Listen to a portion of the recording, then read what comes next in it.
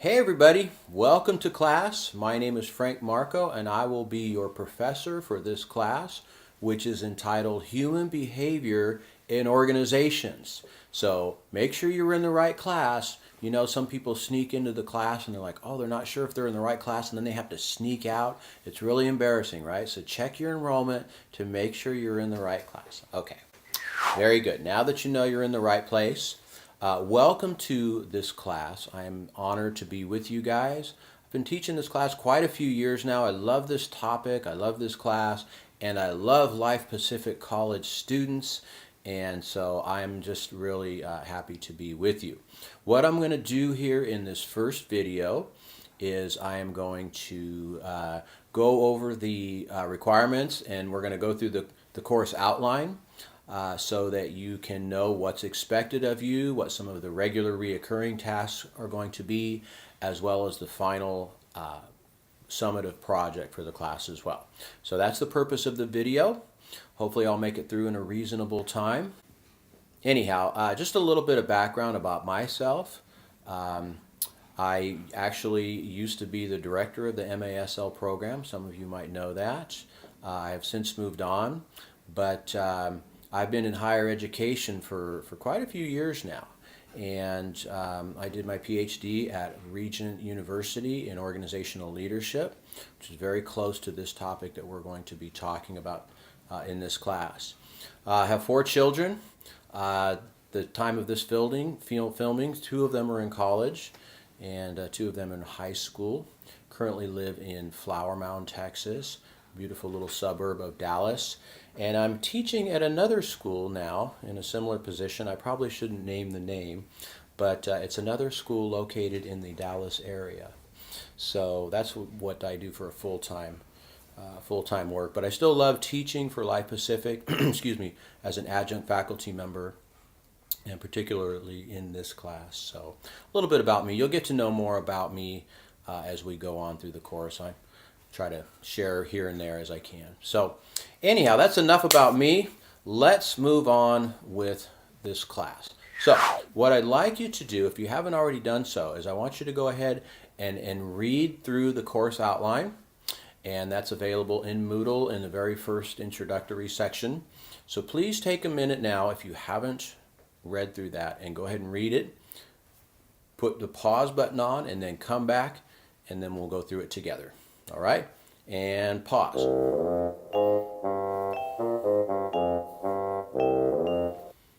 And play. Okay, welcome back. So now that you've read the course outline, let's walk through it together, shall we? And I will point out some highlights and just give an overview of the class and what some of the assignments are. All right, so hang on to your hats. Here we go. Course description. This course introduces concepts, theories, and current research in the effective management of organizational behavior. Topics include organizational structure, culture, politics, human resources, communication, team and group dynamics, perception and motivation, and organizational development practices. Students will gain a working knowledge of organizational principles that can be applied in their particular leadership setting and thus enhance their ability to lead effectively with a particular focus on ministry and nonprofit applications. All right, so there's the big picture, there's the overview. Now, some of you may not be familiar with this topic of organizational behavior. Well, you're going to be, and you're probably no doubt familiar with some concepts about leadership. You guys are all in pastoral ministry as some sort of leadership role, I assume, and so you're not coming into this as a blank slate.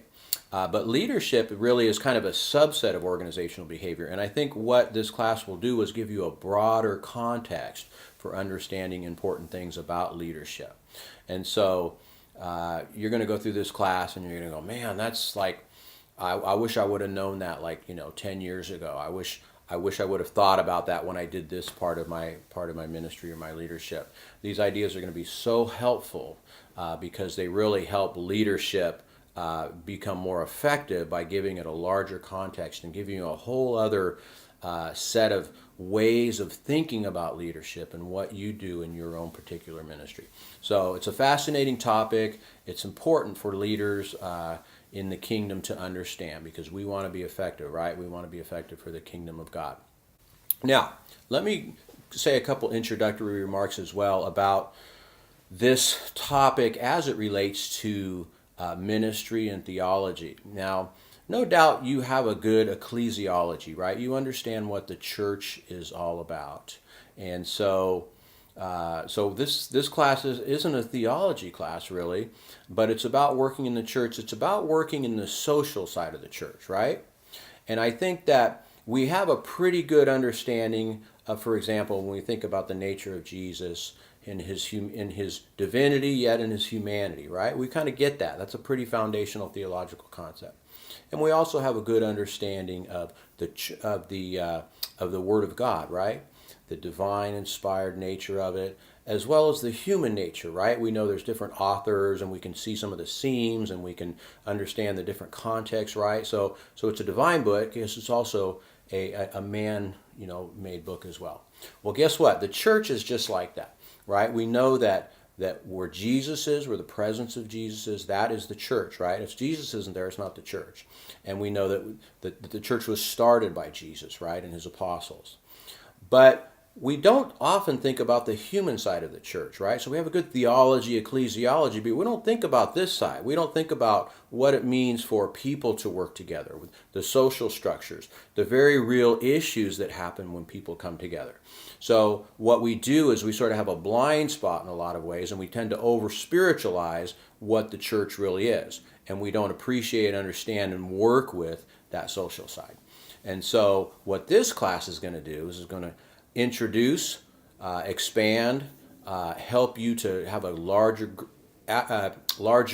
concept of dealing with the people in the church, and not just the spiritual side necessarily, but the social side and the way that people work together and interact. And so that's really what organizational behavior is, the behavior of people in an organization. Now in this case, the organization is the church, the ministry, the nonprofit, and of course in a business context, whatever your context is, these ideas will work. You might say, well, that doesn't sound very spiritual. Well, we're dealing with the human social side of the church or the organization, right? So in that sense, it's very applicable, because at the end of the day, church is what? It's a bunch of people, right? And it's a bunch of people trying to get along, trying to accomplish a very important mission. Now, of course, Jesus is there. Of course, the church has a special mission, distinct function in society, but that's what this class is about. It's about understanding the human side, the human behavior of people in organizational context. All right, so I hope that sets the stage. Now, let's keep moving through the course outline here and look at some of the course-specific objectives.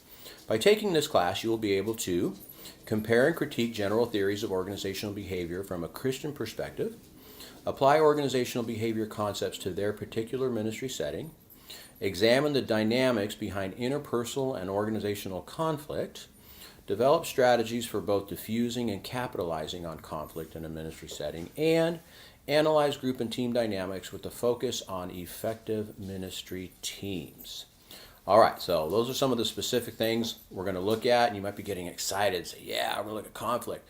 Or you might be saying, no, we're so spiritual, we never have conflict in our church, right? Yeah, right. Any of you who've been in ministry for more than 15 minutes understand that the conflict is a regular part. So that's kind of one of the human element sides that we're going to talk about. And not to wish it away, will it away, pray it away. Of course, all those things are, options. And prayer, of course, is very important. We need to understand how to effectively deal with conflict. Now, the course textbooks, Avencevic and Konopask, I always have a hard time with that name, Organizational Behavior and Management, 10th edition.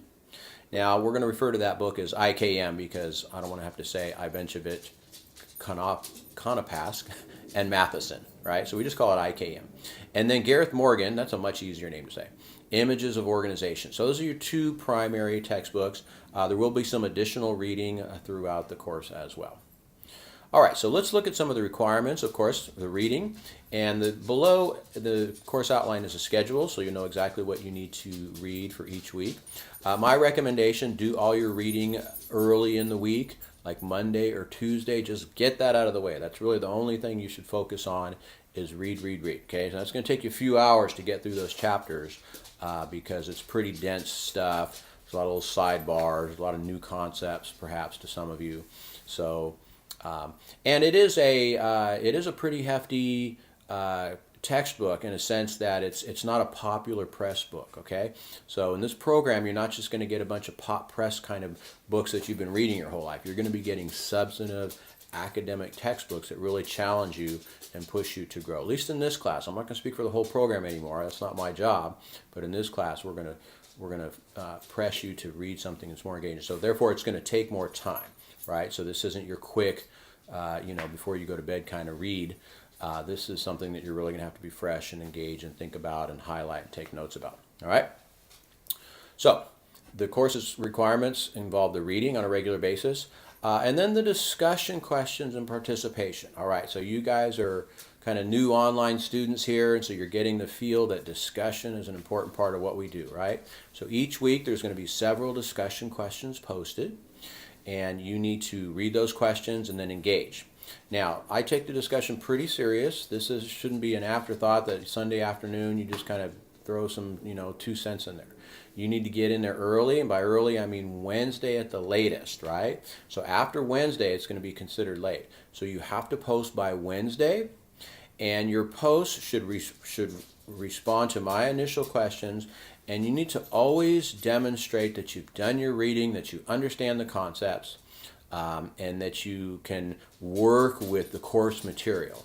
Now, I could ask a question, you might be able to wing it or kind of based on something, I heard a pastor once say, quote, okay, that doesn't work in a graduate level program, at least doesn't work in my class. So I don't want to know what a pastor you heard, some miscellaneous pastor or speaker said 10 years ago that you kind of have a residue of memory about. I want to know what the textbook said. I want to know what my lecture said. I want to know what the literature of the field says about that particular question. Okay, that's what I'm getting at in this class. Not that what the pastor said 10 years ago wasn't important or interesting or relevant, but that's not what I'm looking for knowledge of in the discussion post. All right? So every post, unless specifically requested or allowed, should be reflective that you've done your work. All right? So they're not summary essays, but sometimes you'll need to summarize a concept, and then you kind of move into things like application, analysis, right, critique, those sorts of things, right? So always start, and this is just a good rule of thumb on the papers as well, start off with demonstrating that you know the concepts first, right? Here is what this is. So if I asked a question about, for example, theories of motivation, I might say something like, which of the theories of motivation did you find useful and helpful? What you want to do then is say, well, I found the dual factor theory very useful. Dual factor says, and then right? And then a citation. And then your second paragraph should say, here's why I found it helpful. And then you can kind of give your application. All right? So don't just go right into the application without demonstrating knowledge of the core concepts first. It's always important to me, and I'll mark you down if I don't see that kind of thinking and understanding of course concepts. All right, so it's a graduate program. You got to show that you know the stuff. All right, enough said about that. In terms of the participation, all right, so you're going to make your first post by Wednesday, and then after that, what you're going to do is you're going to go in and you're going to respond to other students. And so for each question, you should make 3 posts, right? So you're going to make your initial post responding to my question. You're going to make a follow-up to somebody else's initial post, and then you're going to do a follow-up to the person who responded to you, right? So you make your post, somebody's going to respond to you, you're going to go back and say, hey, thanks, that's a good thought, that's a good question, let me share a little bit more, right? So, and you're going to make a response to somebody else's initial post. So that's a minimum of 3 posts per question. So if there's 3 questions in the week, how many posts do you need to make? That's right, 9 posts, right? Minimum of 9 posts. Now, the initial post should be substantive. I don't want it to be excessively long.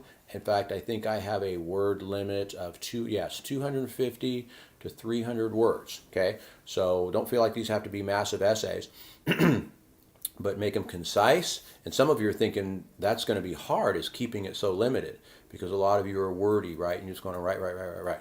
Well, this is an exercise in critical thinking, of keeping the essentials in place, right? So just addressing the essential issues and not a lot of fluff. Okay, so And then your responses to people, I'm going to encourage you guys to be challenging to one another. Not critical or harsh or flaming, because I know we all love each other.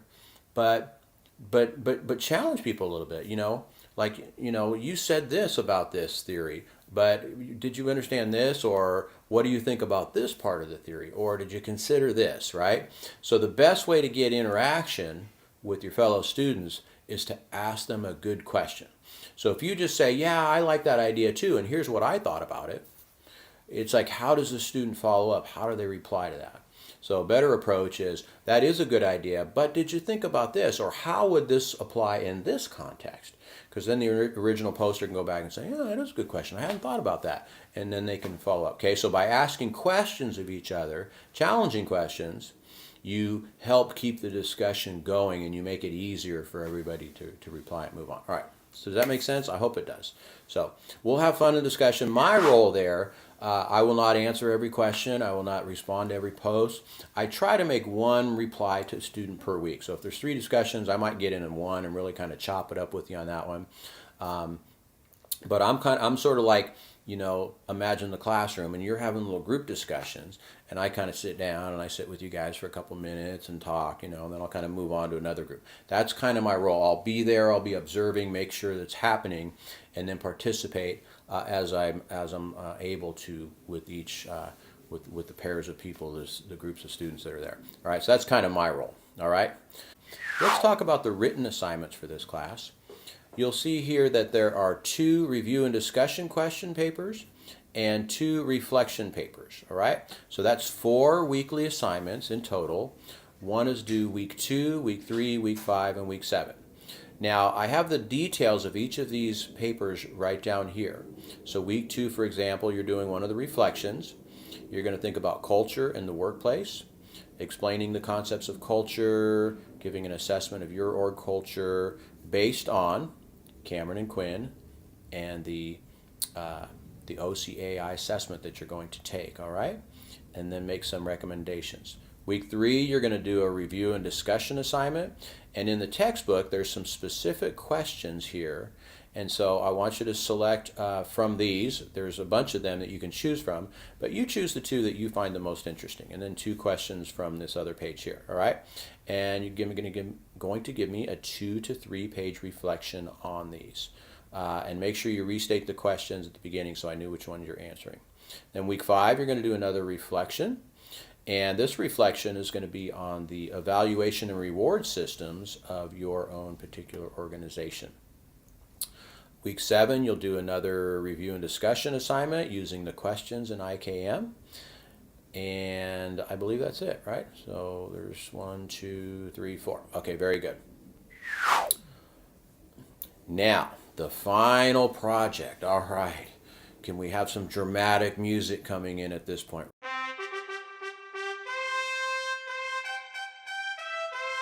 The final project. So this is what's called the Organizational Assessment Project. And so for this class, you're going to really explore various concepts of the class in a broader context, and you're going to do some more deep exploration and application in your ministry setting. So one of my goals is that this paper for you is a very useful and helpful kind of project. Okay, so while there's a academic basis of this class and of this topic, I don't want it to be only academic. I want it to apply and to serve what you're doing. So this paper will give you a chance to really think about these concepts in a broader sense and to do some good work in the field, collecting some data and applying these ideas, and to come up with a project that's actually going to be helpful for you and for your team. All right? So it's a field-based research project which will require you to collect data. And so this is always kind of throws grad students because, you've been doing this for 10, 20, 30 years. Probably, I know my ministry. I know my stuff. Everything I think is really the extent of what needs to be thought. Well, I want you to, for this project, to actually collect some data using the tools of the social sciences. Now, I have a lecture later on where I explain what this means and how you can actually go about collecting this data. But the primary means are surveys, interviews, and focus groups. and observations. All right, so those are the primary means. So you need to use some of those and to collect some data and say, I ran this survey on this concept here, and 100 people said this. Now you might be a little scared. Say, do I really want to know what people say? Yes, you really want to know what people say. You really want to know what they think. You want to give them permission to share what they think. Now this is challenging, right? There's a whole field of understanding how to do this kind of research. This is called social science research, and you're going to get into this more in the program, but we're going to kind of just breach the topic here in this class, kind of wade in, going to dip our toes into this idea of organizational research where you actually find out what's going on there beyond your perceptions. Okay, so it's interesting, it's challenging, but it's worthwhile, and you're going to learn how to do it at a graduate level. So what you're going to do is you're going to pick either your own church, ministry, or job site, or which you have access to. Now, what is access? Access means that the leadership will let you go in and do this, because you might be like a staff guy or just a middle manager or something, and you don't have the permission, you don't have the right to just go ahead and do it. So you might have to get permission from somebody, right? The manager, the senior, the CFO, CEO, whoever it is, and say, hey, I'm doing this project. Is it okay if I use my site here for this project? And if you say, hey, here's what you say is, I will share the results of this research with you if you let me do it. And for you to hire a professional consultant to do this kind of stuff would cost you a lot of money, and I'm gonna do it for free. Well, how does that sound? Okay, go for it.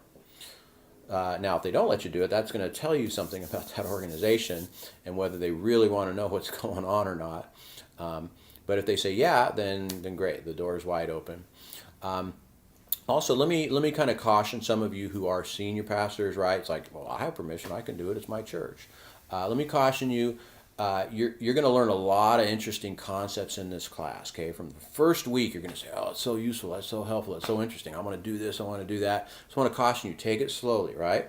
So don't be like a bull in a china shop now. You got all this new information and you're running in and you're, hey man, we never did this, we never did that, and all of a sudden you're making all these kind of radical changes and you're being changed and challenged in your thinking. But remember, your church has to kind of catch up, right? So I just encourage you to be prudent and judicious, right? Those are two good graduate words. Take your time, okay? Be thoughtful. Let ideas set for a little bit, right? In fact, I would even wait until this class is over before you really get in and say, you know what, I've had time to think about this now, and here's some things I'd like to do. So don't make radical changes based on like one lesson you learn in this class, because each idea is going to kind of add to the whole. And after week 3, week 4 and 5, you're going to go, oh, wait a minute, this kind of challenges what I thought earlier, right? So I want you to kind of let the thing simmer, like a good stew, and let it all simmer and come together. And then you'll have a little more basis for doing things. And you don't want to treat your church like your own personal petri dish, right?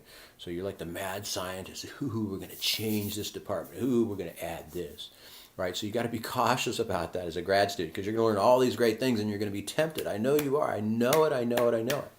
So just a little word of caution. And each class you're going to take, and again, this is kind of my old director's hat, but each class you're going to take is going to kind of add to that knowledge too, right? So you're going to know something at the end of this class, but then like in 6 months and in 9 months and after a year, you're going to be like, your head's going to be exploding with new ideas and thoughts about how to be more effective in doing what you do. So just let all that simmer a little bit, and don't monkey too much right off the bat until you kind of have a good, solid idea of where you're going to go with all this stuff. All right, so that's my 2 cents right there. Now, moving on here. So here's what the paper is going to look like, all right? So you're going to have an introduction, and you're going to introduce a brief background on the organization itself, history, mission, etc. Now, don't take 10 pages for this. A couple pages will suffice. Your organizational theory review, 3 to 5 pages.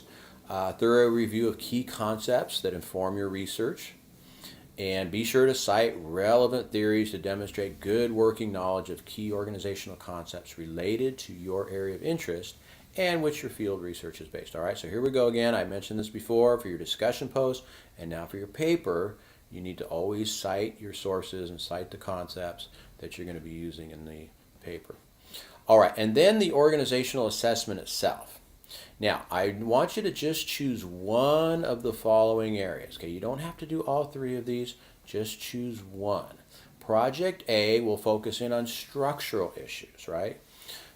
So you're going to describe the organizational frame. You're going to use Mintzberg's 5 organizational structure configurations. You're going to talk about the formality of the organization. You're going to talk about communication. You're going to talk about mission, goals, and strategy, and about alignment of structure and strategy. All right, so these are all maybe new concepts to you. You're going to learn them in the class. So you might get to those in class and say, yeah, this is important. I need to do more thinking about alignment of structure and strategy in my church. And that's a great project for you to do. The second one is human relations issues. Say, you're going to describe the various components of the org in HR terms. And by the way, let me just kind of pause for a second here, because right off the bat, I know some of you are zoning out and saying, HR, that sounds so boring. That's like insurance and payroll and all these kinds of things that, that somebody has to do, but it's just kind of, it's kind of minutia and it's kind of bureaucracy. That's not what we're talking about when we talk about human relations in the field of organizational behavior. Okay, HR in OB is a subset which has to do with things like the training. So here's the overall framework: selection of people, training of people, motivating of people, evaluating people, and rewarding people. Okay, so motivating and evaluating. Well, evaluating might be a HR kind of thing, but how do we know people are doing their job well? Motivating. How do we keep them up? Rewarding. What's proper rewards? How do we think about rewards in a Christian context where money is not a big incentive, right? We're dealing with a lot of volunteers. So that's what human relation issues are in this context. All right. So you can do your paper on that. And then the last project is cultural issues. And we're going to talk about culture pretty early on in this class. And so this paper will give you the opportunity to really explore that in depth. There's a couple of key theories and frameworks that you're going to use here, Cameron and Quinn, as well as Robbins. Edgar Schein is another name that you'll be familiar with as well. And so you're going to describe the org's culture in terms of both underlying values and assumptions, as well as the things that we can see, right? Like rituals, rites of passage, right? Behavior, dress, physical layout, stories, heroes, myths, rituals, all these things that have to do with culture, all these fun things about culture. Okay, I'm kind of getting ahead of myself here, but that's what that paper is about. And then recommendations. All right, so you've done all this research, you've based it on some good theoretical stuff, you've collected some data, and now what would you recommend, right? How could the organization improve based on your findings? So I've given you some suggestions here for the kinds of recommendations you would make based upon the type of project that you did. And then here's the grading rubric, all right? Just be sure to make sure it has all of these things in here. Note point number 6 here, proper use of APA. Now, hopefully by now you've already heard the term APA, right? I think you have. And so this paper is a good opportunity. In fact, this class is a good opportunity for you to begin practice using APA. Now, it may be a little scary. Some of you said, oh, I just kind of write. I do my own thing. I write whatever fonts I want. And, I put as many spaces as I want and all that. Well, again, grad level work, you have to use what's called a style guide. And in this program, they've chosen the APA style. It's a great style. You're going to become familiar with it. It's a little scary at first, but after a class or two, it's going to be like, you're going to start writing your emails in APA and citing your sources. It's going to become so second nature to you. So this paper needs to be APA. And speaking of which, the weekly papers as well need to be APA. Now, some people say, well, do I need a cover page and a table of contents, for contents for a 3-page paper? No, you don't. You can just launch right into it, but all your headers, the way you format everything, the way you cite your sources, should all be APA in those weekly papers as well. All right, and then here's a rubric that will be used to grade your weekly assignments. Here's the overall grading scheme for the class itself. And then some policies. All right, so let me just quickly go through these. I just mentioned the use of APA. Please use Word doc. I know some of you use a Mac. I'm a Mac fan as well. But if you use Pages or something, do a save as and save it in a Word doc format. It's just easier for me to use to comment and all those kinds of things, all right? Please do that. And no PDFs, right? Can't grade a PDF.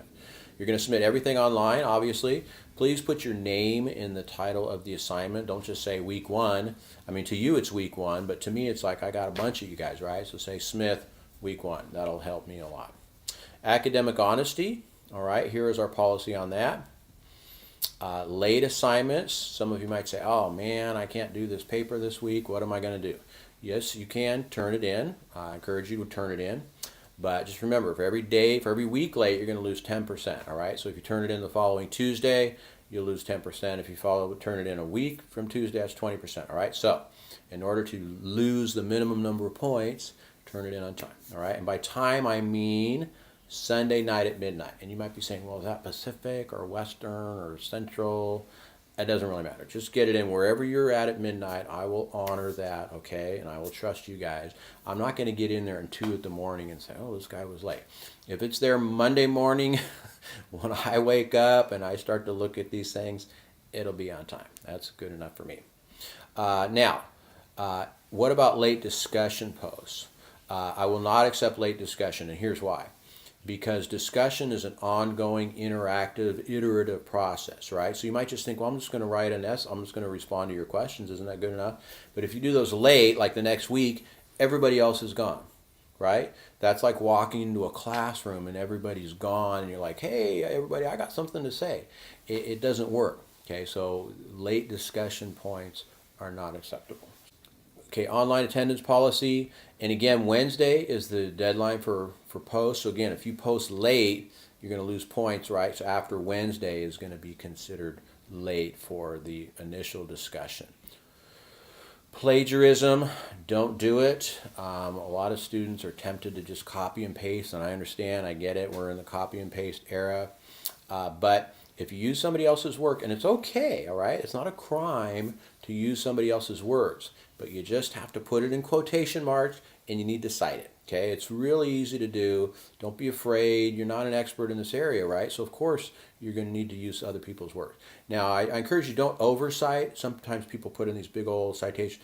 Really, quotations should be used sparingly, occasionally, to support your own ideas. But really, you need to be synthesizing and thinking about these things and putting them in your own words and not over-relying upon the words of other people.